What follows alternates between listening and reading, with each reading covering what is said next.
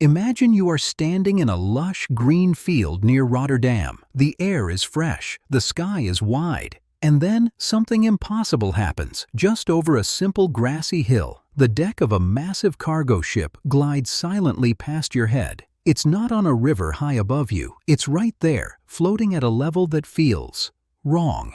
That ship is sailing on the North Sea, and you are standing on land that should be deep underwater. This isn't a trick. It is the everyday reality of the Netherlands, a country that has literally built itself out of the ocean, a nation that exists in a constant quiet war against the water.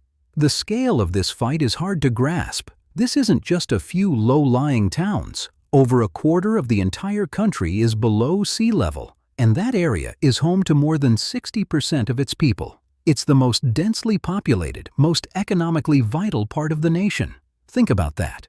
The country's main airport, Schiphol in Amsterdam, is one of the busiest in the world. Its runways sit 13 feet below the waves. Every plane that lands there is touching down on what should be the bottom of a lake. This whole country is a miracle of engineering.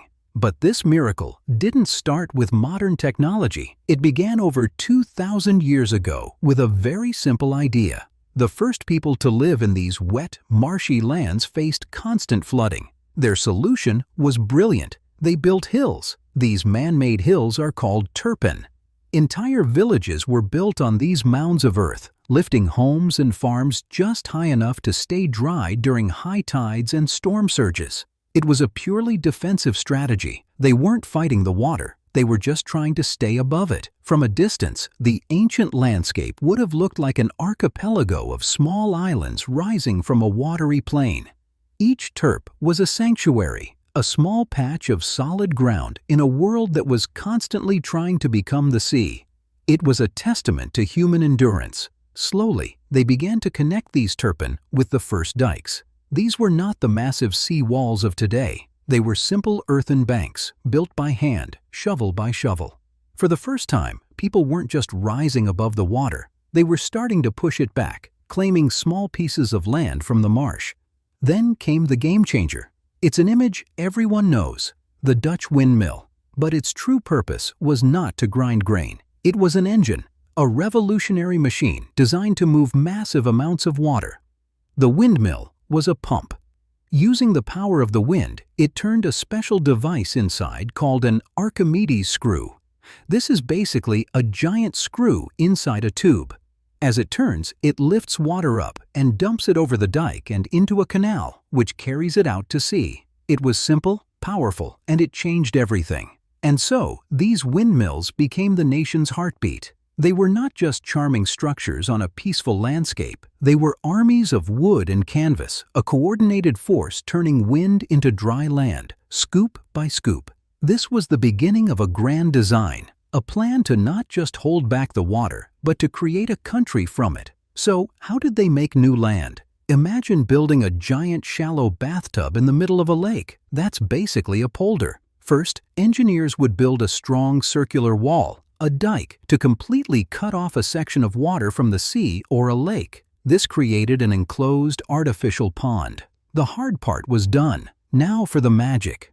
Once the ring dike was sealed, the windmills got to work. A whole network of them, pumping day and night. They lifted the water from inside the dike and dumped it into canals on the outside. Slowly, week by week, the water level inside dropped. The muddy bottom appeared. Then, rich, fertile soil emerged. They had made land where only water existed before. But here's the truly amazing part. This wasn't a one-time job. The fight against water never stops. Gravity is relentless. Water is always trying to seep back in through the ground. Rain is always falling from the sky. The new land is a delicate bowl that constantly needs to be bailed out. To manage this endless task, they created something incredible. Special groups called water boards, or waterschappen in Dutch. These organizations are some of the oldest democratic institutions on the entire planet. Some have been operating continuously for over 800 years. Their one and only job is to manage the water levels. This is the hidden system that keeps the Netherlands dry. A silent government of engineers and citizens who watch the water every minute of every day. They control thousands of pumps, sluices, and canals. It is a living, breathing machine the size of a country, and for centuries it worked, until one night, when it failed. On the night of January 31st, 1953, a perfect and terrible storm formed over the North Sea. It was a brutal combination. A high spring tide, already raising the sea level, was met by a violent northwesterly storm. This created a massive storm surge. A wall of water pushed directly towards the Dutch coast. The old dikes, the walls that had stood for generations, were simply overwhelmed. The sea punched through them with unbelievable force. Water surged into the polders, flooding 9% of all Dutch farmland in a matter of hours. Entire communities were swallowed by the cold, dark sea. Over 1,800 people lost their lives in a single night. It was a national trauma known as the Watersnood Ramp, the Waternood disaster. The country was devastated, but the Dutch response was not to simply build the same walls a little bit higher. They decided to do something that had never been done before. They would not just defend against the sea, they would tame it. This decision led to one of the modern wonders of the world, the Delta Works. This wasn't just a dam, it was a breathtaking system of storm surge barriers, sluices, and dams built over 30 years. It is a masterpiece of engineering designed to shorten the coastline and control the flow of the rivers out to sea. And at its heart is a structure so massive, so intelligent, it is a monument to human ingenuity. The Great Oosterscheldekering. But the Delta Works project had a final, mind-bending challenge. How do you protect Rotterdam, the largest and busiest port in all of Europe? You can't just build a permanent dam. The ships have to get through. The answer was not a wall of concrete, but a robot. They built the Maislandkering. It is a storm surge barrier that looks like it was pulled from a science fiction movie. It doesn't block the river, it guards it. This incredible machine was designed to solve a problem that seemed impossible. Keep the sea out, but let the world's economy in. Imagine two gigantic hollow steel arms. Each one is as long as the Eiffel Tower is tall, resting on either side of the waterway. For 99% of the year, they just sit there. They are silent white giants, and the river flows freely between them, allowing huge ships to pass into the heart of Europe. But when a dangerous storm surge is predicted, the system awakens. The hollow arms fill with air and float. Huge hinges swing the gates out into the water. They meet in the middle, creating a steel curtain. Then they are flooded with water, causing them to sink to the riverbed, forming a solid, immovable barrier in just 2 hours. Yet, even this incredible achievement isn't the end of the story. The Dutch know the battle never truly ends. With climate change causing sea levels to rise, they realize that simply building higher walls forever isn't the answer. A new philosophy was needed, a radical shift from fighting the water to living with it. This new idea is called room for the river. Instead of just raising dikes higher and higher, they are now strategically moving them inland. They are creating natural floodplains, giving the rivers a designated space to safely overflow during peak times. It is a partnership with nature, not a war against it. This 1,000-year struggle is no longer just a Dutch story. It is a blueprint for survival for coastal cities all over the world. From New York to Jakarta, from New Orleans to Venice, nations are now facing the same rising waters that the Netherlands has been managing for centuries. The Dutch are now exporting their most valuable resource, knowledge. Their water engineers are global consultants. They help design flood defenses and water management systems for a world waking up to a new reality. They aren't just selling technology, they are sharing a hard-won wisdom. This reveals a deeper truth. Their greatest innovation was not a dike or a windmill. It was a change in perspective. They learned that you cannot truly defeat the ocean, but you can understand it. You can respect it. You can use human ingenuity to find a balance, to live alongside its immense power. The Netherlands, therefore, is more than just a country below sea level. It is a living testament to human resilience. It's a promise, built over centuries, that when faced with an impossible challenge, we can do more than just survive. We can create a future.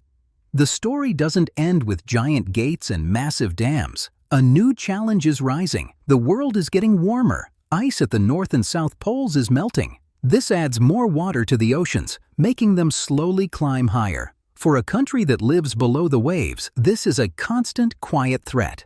Every inch the sea rises is another inch they must fight. But the Dutch have a secret weapon that isn't made of concrete or steel. It is knowledge. It is centuries of learning to live with water, not just fight it. They are now exporting this expertise around the world. They help cities like New Orleans in the United States and Venice in Italy. These places also face the threat of rising water. The Dutch are sharing the lessons they learned in their own backyard. They call this new idea the sand engine. It's a huge pile of sand, about 21 million cubic meters, placed on the coast. Instead of building a hard wall, they let nature do the work. The wind, waves, and currents slowly spread this sand along the coastline. It naturally builds up beaches and dunes. It's a soft defense, a living barrier that grows and changes with the sea. This is a complete shift in thinking. For 1,000 years, the goal was to push the water out, to build higher walls. Now they are learning to work with nature. This philosophy is called room for the river.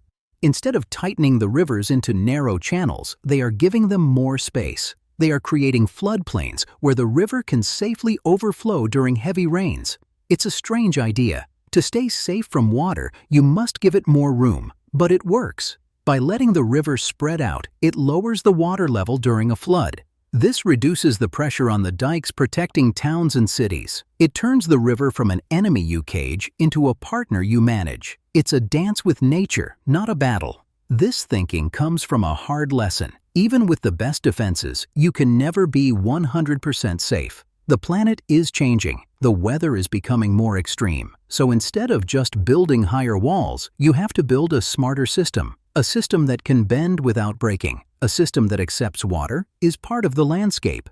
Picture this: farmers moving their barns to higher ground. Parks designed to become temporary lakes during a flood. Roads that can handle being underwater for a few days.